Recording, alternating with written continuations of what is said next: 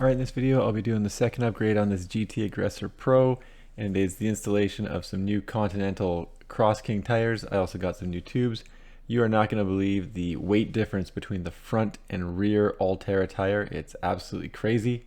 Anyway, there'll be some links in the description. As always, like and subscribe if you found the content useful, and I believe my kid will have a review of the tires up shortly on his channel. I'll put a link in the description once he's got it made.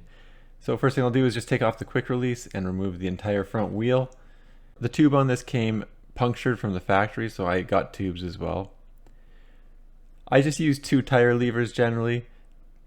Slide both of them in on one side of the tire, pop the tire off the rim on one side, and then just use one of the tire levers to remove the tire from the rim.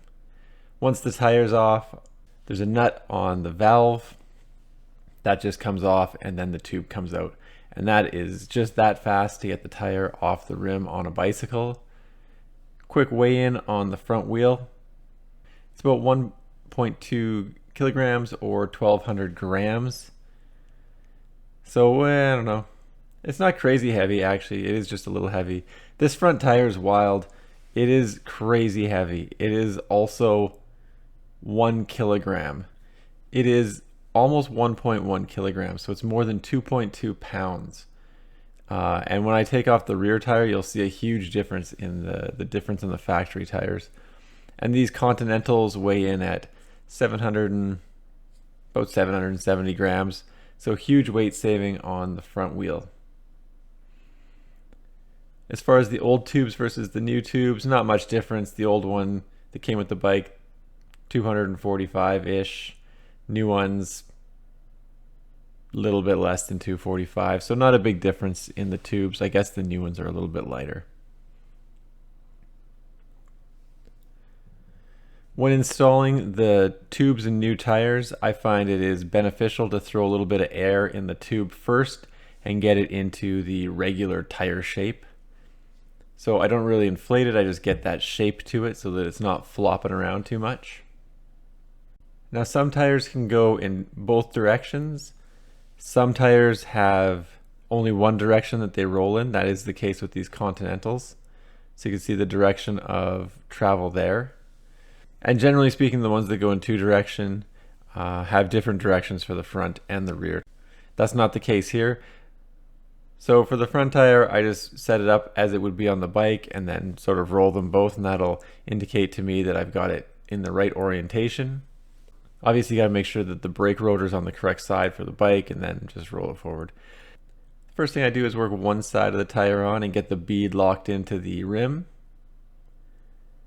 Then I put the tube into the tire and over the rim as well, and then just put the valve stem through the hole in the rim and put that little nut that secures the valve stem onto the rim, onto the valve stem.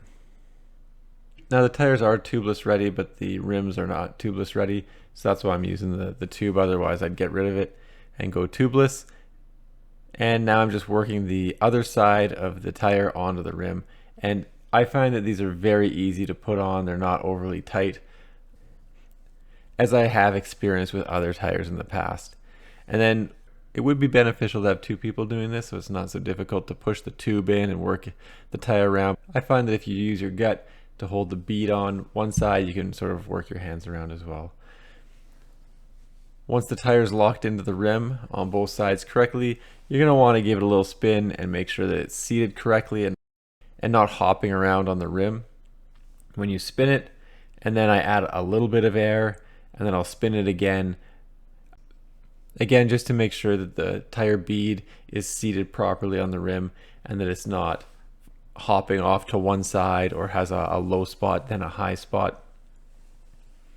To help get it seated on the rim properly, if it is hopping around a little bit, I just take my hands and sort of bend the tire back and forth on the rim a little bit so that it just seats in a little bit more evenly. Once you're happy that the tire is seated on the rim, you can just grab your floor pump or hand pump and then bring it up to about, I don't know, I'm running these at about 25 PSI. My kid's pretty light, so I don't really feel a need to put a whole bunch of air in there. It works fine for him. And these tires are much bigger than the old ones as well. So these are 2.3 in width, whereas the old ones were 2.1, and these are a much bigger 2.3 as compared to the old ones. So not only are they much lighter, they're much wider and just a much more aggressive tread pattern.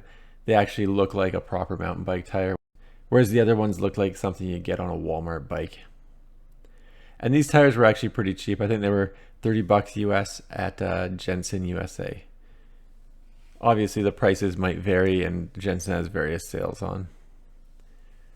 So to get the rear tire off, again, just loosen the quick release and pull it off the bike. Again, I use 2 tire levers, put them both in at the same time, push them down to pull the tire off the rim, and then I just use 1 tire lever while the other one sits in place, and then just peel everything off the rim. Rear wheel on this is weighing at about 1.8 kilograms, so pretty heavy, pushing 4 pounds there, give or take a little bit, but I guess it's not crazy. I'll throw the rear tire on, and this is where you're going to see the big difference. The front tire is about 1.1. Rear tire, so same brand, same tire, same everything. It's only about 850 grams. So a couple hundred grams less. It almost has like 30% less material than the front tires. So judging by this, I would say this Altera company has absolutely terrible quality assurance in their factory. I don't know what they're doing. Anyway, I toss a little bit of air in the tube. I confirm the direction that the rim spins when you're traveling forward and line the tire up so that I get it in the correct orientation. Again, these are unidirectional tires, so the front and back are supposed to roll in the same direction. Slide the tube into the tire and drop the valve stem through the valve stem hole on the rim, and then just put the little nut on, and then use my hands and my guts to work the tire on. I do have a helper sitting there, but he's mainly just watching as I do it myself. Anyway, confirm that the tire is put on right, give it a little spin, and just like the front one, you're going to want to make sure that it's seated on the rim properly and that the tire doesn't have a hop in it or sort of bounce back and forth when you give it a good spin, and watch it rotate. And just like the front tire, I bring this one into the 25 PSI range. Give it another spin, make sure that it's seated fairly well. And when you're looking at it, just look at the top of the tire. If it's spinning nice and smoothly, then it's good to go. If it sort of hops around or goes back left to right a little bit, then you might want to adjust how the tire is seated on the rim. And I'll put the wheel set back on and tighten the quick release. Again, you can give the tire a spin, make sure it's seated properly. And with these brakes, they're a little finicky, so you always want to make sure that the brakes are working properly as well. Anyway, great upgrade, big weight savings. Thanks for checking out my video. Don't forget to like and subscribe.